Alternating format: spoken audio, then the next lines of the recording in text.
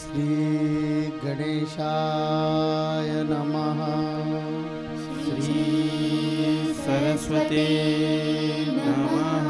श्री गुरुभ्यो नमः।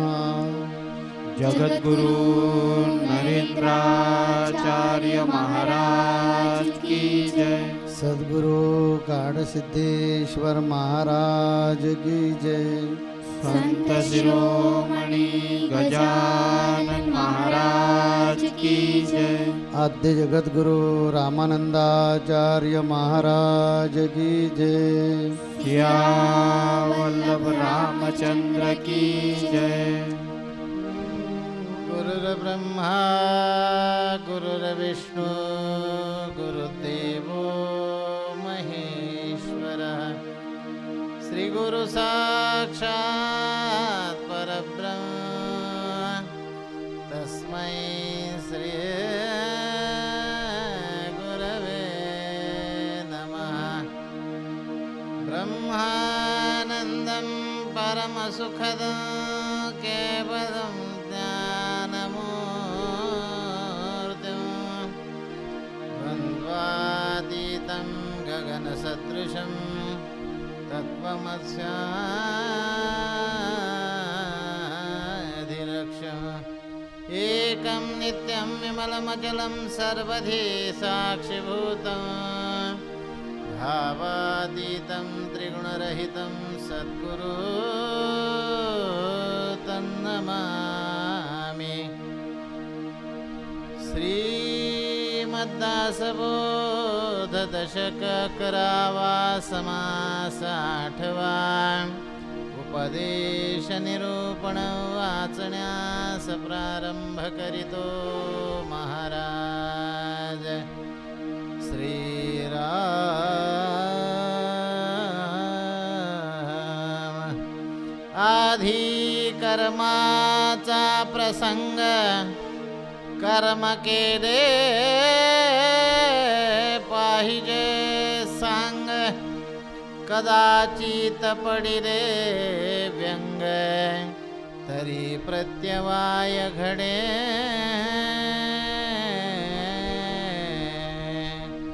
म्हणावनी कर्म आरंभिले काही एक सांग घडले। जेथे जेथे अंतर पडिले तेथे हरिस्मरण करावे। श्रीराम तरी तो हरी आहे कैसा विचार पहावायसा।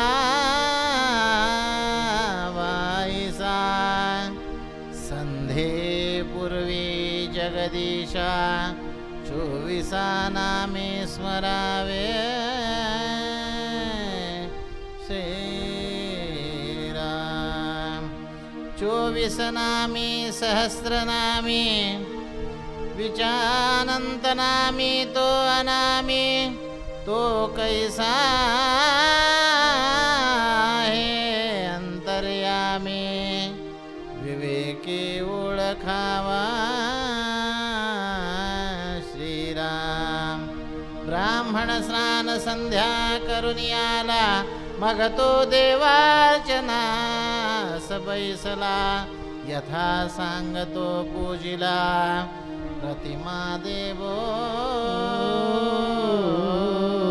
श्रीराम। कुंडली कवरदे हरी विठ्ठल श्री ज्ञानदेव तुकाराम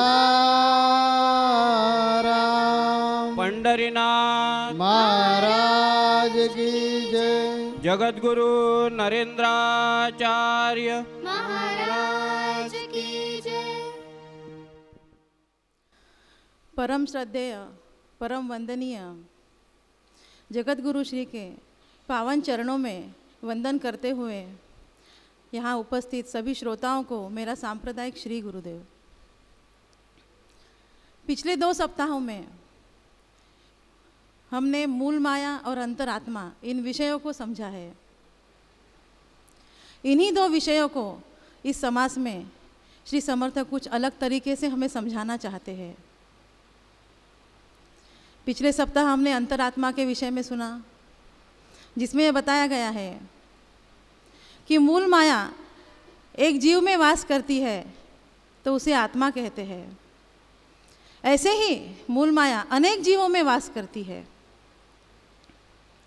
और यदि आत्मा को केंद्र बिंदु समझा जाए तो इन आत्माओं को जो चेतना शक्ति मिलती है, जिनसे चेतना शक्ति मिलती है, इन आत्माओं को जोड़ने के लिए जो शक्ति ईश्वर से प्राप्त होती है उसे ही अंतरात्मा कहते हैं।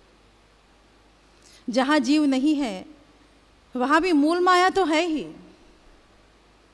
उसे ही परमात्मा कहते हैं।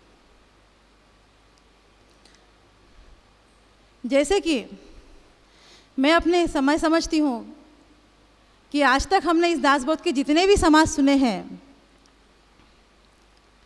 100 से अधिक समाज शायद हम सुन चुके हैं। हर समाज में श्री समर्थ हमें यही बात समझाना चाहते हैं, वह यह कि ईश्वर को, स्वस्वरूप को जानो, आत्मा की पहचान करो। परंतु अलग अलग नामों से, अलग अलग विषयों से, अलग अलग तरीकों से हमें समझाने का प्रयास उन्होंने किया है। अर्थात अंतरात्मा के मूल स्वरूप को जानकर उस अंतरात्मा को जिस परब्रह्म से शक्ति मिलती है, चेतना मिलती है, उस परब्रह्म में अंत में हमें जाके एक रूप होना है, तदाकार होना है। इस समास के प्रारंभ में श्री समर्थ हमें एक अत्यंत महत्वपूर्ण सूत्र दिया है कर्म के संबंधित, जिसमें श्री समर्थ कहते हैं कि मनुष्य ने सदैव निर्दोष कर्म करते रहना चाहिए, और यदि कर्म में कोई त्रुटि रह जाए तो ईश्वर को स्मरण करके क्षमा प्रार्थना करना चाहिए। परंतु ऐसा नहीं कि एक बार गलती की, ईश्वर से क्षमा मांगी, बार बार फिर वही गलती दोहराई, ये पाप होता है। अब यहाँ समर्थ किस कर्म के विषय में बात कर रहे हैं? जब कर्म की बात आती है तो हम मनुष्य यही सोचते हैं कि हम जो हमारे दैनंदिन जीवन में जो कार्य करते हैं, जो क्रिया करते हैं, वही पाप कर्म, पुण्य कर्म, यही सोच हमारे मन में आती है। परंतु इस समास में श्री समर्थ कुछ अलग ही तरीके से हमें कर्म के विषय में बता रहे हैं। हम जो दैनंदिन जीवन में कार्य करते हैं वह प्रापंचिक कर्म हुआ, परंतु इस समास में श्री समर्थ कहते हैं जिस कर्म के बारे में बता रहे हैं वह है आध्यात्मिक पारमार्थिक कर्म। अर्थात ईश्वर को पाने के लिए जो साधन हम करते हैं, जो पूजा अर्चना, होम हवन, पूजा पाठ, ग्रंथों का पठन, शास्त्रों का पठन हम जो करते हैं, इन सबको आध्यात्मिक कर्म कहा गया है। हम हमेशा अनेक सत्संग में, प्रवचनों में, गुरुओं से ये सुनते आए हैं, शास्त्रों से भी हमने जाना है कि आत्मा को पहचानो, स्वस्वरूप की पहचान करो। और इसीलिए हमें अनेक भक्ति मार्ग दिए गए हैं, नवधा भक्ति के प्रकार भी बताए गए हैं, ताकि जिसको जिसमें रुचि हो उसे वो अपना कर आध्यात्म के मार्ग की तरफ बढ़े। और हम आज यहाँ इस सत्संग में बैठे हैं, हमने यह मार्ग सुने हैं, हम भक्ति कर रहे हैं, हम गुरु के शरण में आए हैं, गुरु ने हमें जो भक्ति मार्ग दिया है वह हम करते भी हैं, हम कोशिश करते हैं उसको करने की अपने लाइफ में। परंतु जो शांति, जो समाधान, जो परम सुख हम जिसे ढूंढ रहे हैं, फिर भी हम वह नहीं पा सकते। इसका कारण क्या है? इसका मुख्य कारण यह है कि हम जो भक्ति करते हैं, जो पूजा पाठ करते हैं, जो पूजा अर्चना करते हैं, जो ईश्वर को जानने के साधन करते हैं, वह हम किस लिए कर रहे हैं, इसके भेद तक हम अभी तक नहीं जा पाए हैं। हम उसी क्रियाओं में, उन्हीं कर्मों में हम उलझ कर रह गए हैं।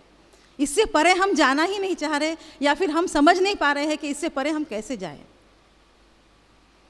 हमारा लक्ष्य हमें पता है कि हमें ईश्वर को जानना है, उन्हें समझना है, इसीलिए हम भक्ति कर रहे हैं, परंतु हम क्रियाओं में उलझ कर रह गए हैं और हम आगे नहीं बढ़ पा रहे। इसका कारण यह है कि अनेक लोग अनेक देवताओं की पूजा करते हैं, मूर्तियों की पूजा करते हैं, मंदिरों में, मस्जिदों में, गिरजाघरों में हम ईश्वर को ढूंढते हैं, परंतु कभी पूजा करते समय हम यह मन में हमारे ये ख्याल नहीं आता, हम कभी यह नहीं सोचते कि हम जिस प्रतिमा की पूजा कर रहे हैं, हम यह जो क्रिया कर रहे हैं, जो कर्म कर रहे हैं, जिस प्रतिमा को पूज रहे हैं, वो परमात्मा कैसा होगा, यह विचार हमारे मन में कभी नहीं आता।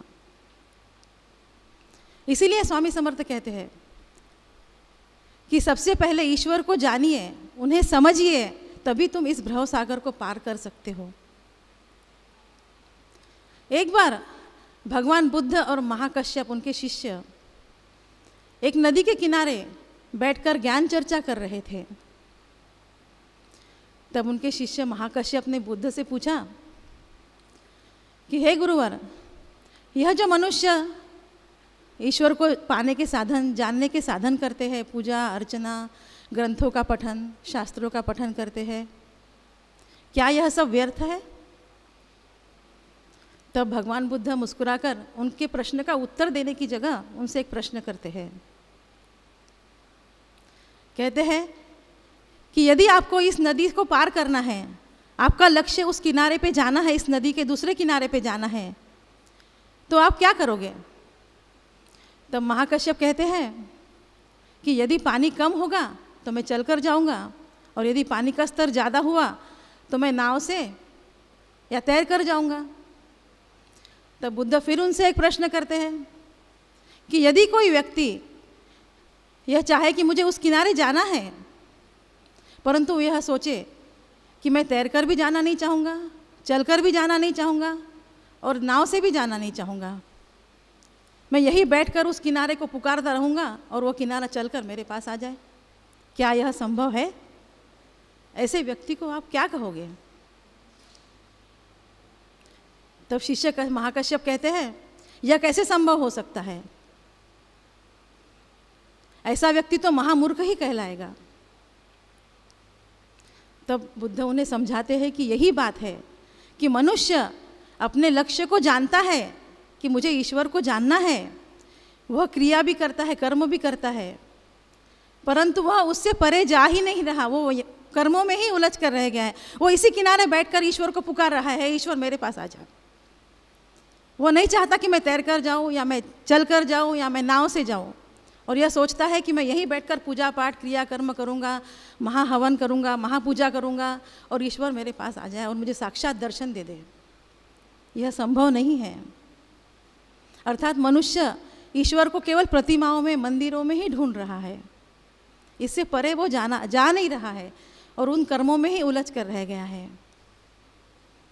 और दूसरा भ्रम मनुष्य का यह है कि वह सोचता है कि ईश्वर मुझसे अलग है, मंदिरों में है, मूर्तियों में है, मैं पूजा पाठ करूँगा। अगर पूजा पाठ करने से ही ईश्वर मिल जाते हैं तो अनेक मंदिरों में अनेक बड़े बड़े महापंडित बैठे हैं जो रात दिन पूजा पाठ करते हैं, सब कुछ करते हैं, लेकिन वो जहाँ है वहीं पर है।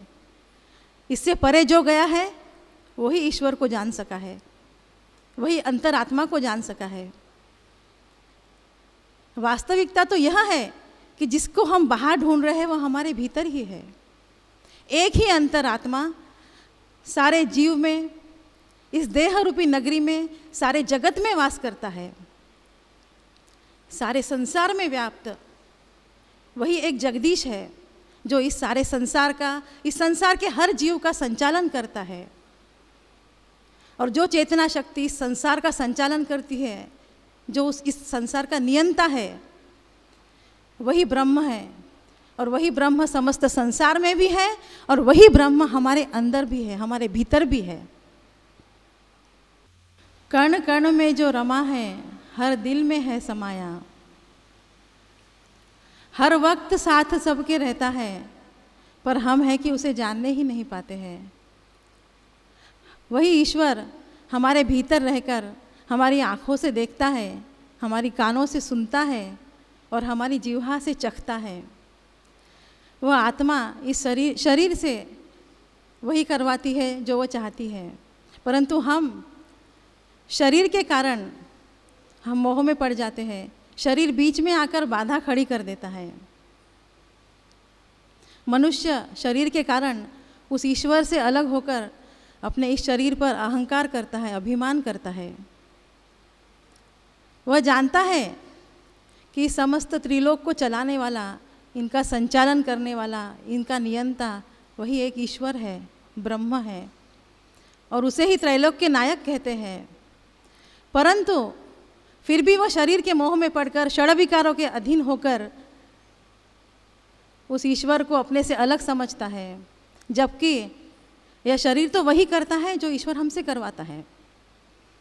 इस बात को समझने के लिए, इस ईश्वर को समझने के लिए हमारे पास वो बुद्धि नहीं है, अभी हम उसमें कम पड़ रहे हैं। इसीलिए हम सद्गुरु की शरण में आए हैं, क्योंकि सद्गुरु ही ऐसी एकमात्र है जो हमें ईश्वर की पहचान करा सकते हैं, जो हमारे षड विकारों को निकाल कर उन्हें धीरे धीरे कम करके सत्संग के द्वारा, साधना के द्वारा हमें साधना का मार्गदर्शन करके ईश्वर के पास तक हमें जाने को मदद करते हैं। हर वक्त हमारे साथ है गुरु, हमारे सद्गुरु ही सद्गुरु रूपी सगुण ईश्वर है, और वह हमारे हर समय साथ रहकर हमें इस रास्ते पर लेकर चल रहे हैं।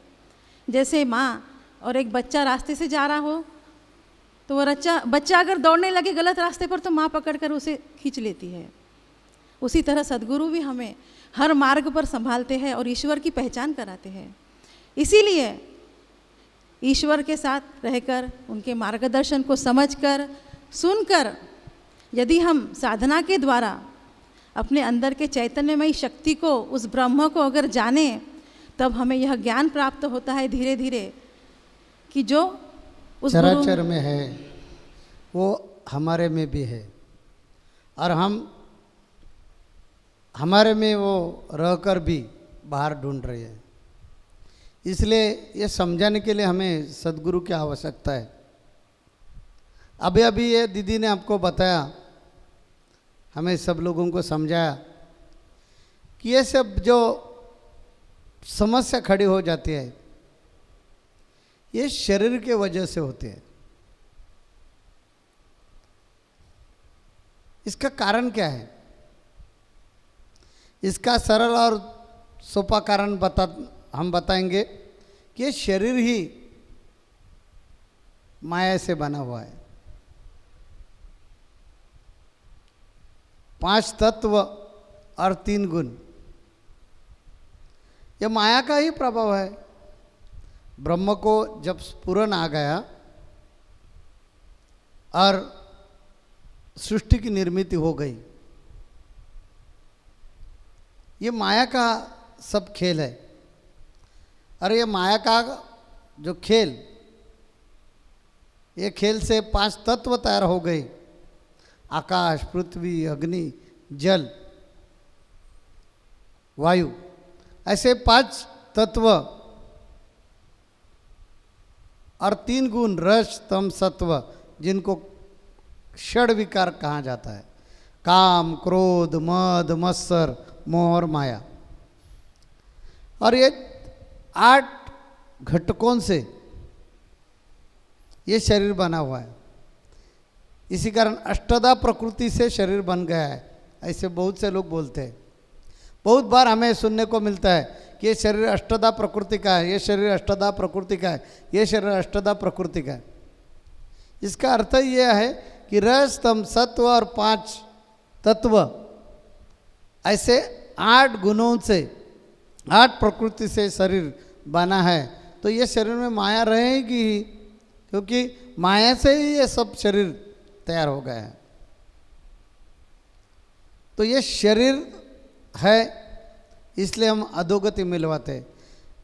दूसरी बात ऐसे कि ये भी सत्य है कि शरीर है तब तक ही हम परमात्मा की खोज कर सकते हैं। ये शरीर विकलांग हो गया, ये शरीर में शक्ति नहीं है, तब हम हमारे में छुपा हुआ जो भगवान है वो ढूंढ नहीं सकेंगे। देखिए, हमारे मुख में जो दांत हैं वो गिर गए तो हम राम नहीं बोल सकेंगे। राम बोलने का प्रयास करेंगे, लेकिन सुनने के लिए आवाज आ जाएगा लाम्ब, राम राम, लाम लाम। मराठी में लाम यानी दूर, दूर हो जाइए, दूर हो जाइए, ऐसे सुनने को आ जाएगा। तो ये शरीर जितना हमें मोह माया में ढकल देता है उतना ये शरीर का उपयोग किया तो यही शरीर हमें आत्म साक्षात्कार तक पहुंचा सकता है। एक राजा का घोड़ा था और उनको बुरी आदत थी, उनके ऊपर कोई बैठ गया कि उनको वो गिराता था। बहुत लोग उनके ऊपर बैठ गए, एक को भी उन्होंने अच्छी तरह से सफर करवा के लाया नहीं। एक दफ़ा विद्वान आदमी का समय आ गया, वो घोड़े के पीठ पर बैठने के पहले उन्होंने ये घोड़ों का विचार किया कि ऐसा क्यों, ये घोड़ा क्यों करते हैं, पीठ पर सवार होकर नहीं के लिए क्यों नहीं देते। तब उनके ध्यान में आ गया कि इनका जो मुख है वो अंधेरे के तरफ हो गया कि वो डरता है खुद को और गिरा देता है। तो उन्होंने क्या किया, घोड़े के ऊपर छलांग मारी और घोड़े के पीठ पर बैठ गया और उनका मुख सूर्य के तरफ मोड़ दिया। तो वही घोड़े ने उनको पूरी चक्कर मार के सफर करवा के लाया उनको। गुरु यही करते हैं। गुरु को मालूम है ये शरीर जो है हमें अधोगति में भी ले सकते हैं और ऊर्ध्वगति में भी ले सकते हैं। तो ये जो पंचेंद्रिय, पंच कर्मेंद्रिय और मन, ऐसे जो 11 इंद्रिय है, 10 इंद्रिय है, लेकिन मन भी उसमें बहुत बड़ा रोल करता है, इसी कारण उनको छोड़कर नहीं चलेगा। तो ये 11 इंद्रियों को भक्ति मार्ग से भगवान के तरफ उनको मोड़ दिया, उनका अभिमुख बाहर है, उनको अंतर्मुख करवा दिया। तो यही शरीर हमें नारायण बना सकते हैं। ये तो संत कबीर जी ने बोला ना, पशु का हो तो पनैया, नर का कछु न होय। नर एक बार करनी करे तो नर का नारायण बन जाए, लेकिन ये करनी कैसी करने का, ये सिखाने के लिए सद्गुरु की आवश्यकता है। इसलिए सत्संग में हमें हर हफ्ते में आना चाहिए, क्योंकि हमारे ये जो 11 इंद्रिय है, ये 11 इंद्रियों से ऐसा कर्म करवा के लेने का कि हमें उत्तम गति मिल जाएगी, हमें मोक्ष मिल जाएगा। और जो पूरे चराचर में फैला हुआ है, पूरे चराचर में बसा हुआ है, वो हमारे में कैसा है उसका ज्ञान हो जाएगा। तब हमें आने जाने का हमारा सब प्रवास खत्म हो जाएगा और वापस हमें बार बार जन्म लेने की आवश्यकता नहीं पड़ेगी। और मुझे लगता है 84 लक्ष योनि में यही अंतिम ध्येय है कि आने की वाट कौन, जाने का घाट कौन, ब्रह्मा का कपाट कौन में कौन समय है, ये ढूंढना, ये इंसान का फर्ज है, अंतिम फर्ज है। क्योंकि वो बुद्धिमान है, ये बुद्धि का उपयोग करवा के उनको जो 11 इंद्रिय मिल गए हैं, उनका सहारा लेकर उन्होंने जो चराचर में है वो हमारे में है, वो ढूंढना उनका कर्तव्य। और ये कर्तव्य निभाने के लिए वो सद्गुरु का सपोर्ट ले सकता है, सद्गुरु की मदद ले सकते हैं। और सद्गुरु दूसरा कोई नहीं है। हमारे उपनिषदों ने बताया है, गुरुर ब्रह्मा गुरुर विष्णु गुरुर देवो महेश्वरा। इतना ही नहीं, गुरु साक्षात परब्रह्म, ऐसे बताया। वो साक्षात परब्रह्म इंसान के रूप में आकर आप जैसा उन्होंने देह पहन लिया है और वो देह में बैठकर आपको सत्संग के माध्यम से सिखा रहे हैं कि भाई आपका जो जन्म है वो जन्म संसार प्रपंच करने के लिए है ही, लेकिन संसार प्रपंच का जैसे कर्म करते वैसे ऐसे कर्म करो कि ये कर्म से आप मुक्ति तक जाएंगे और मुक्ति मिलवाकर आप मुक्त हो जाएंगे। इसी कारण समर्थ रामदास स्वामी जी ने ये कर्म का समास लिया था और ये कर्म का समास समझाते हुए उनको ये सिखाने का है कि ऐसा कर्म करो कि वो कर्म से हम मुक्ति तक जाएंगे और मुक्ति मिलवाकर मुक्त हो जाएंगे। यह आज समाज का प्रमुख उद्देश्य था। तो अभी हम वापस मिलेंगे अगले सत्संग में। अगला विषय कौन सा है ये सुनने के लिए, तब तक हमें रजा दे दीजिए। श्री गुरुदेव। जगतगुरु नरेंद्राचार्य महाराज की जय। सद्गुरु काल सिद्धेश्वर महाराज की जय। संत शिरोमणि गजानन महाराज की जय। आद्य जगतगुरु रामानंदाचार्य महाराज की जय।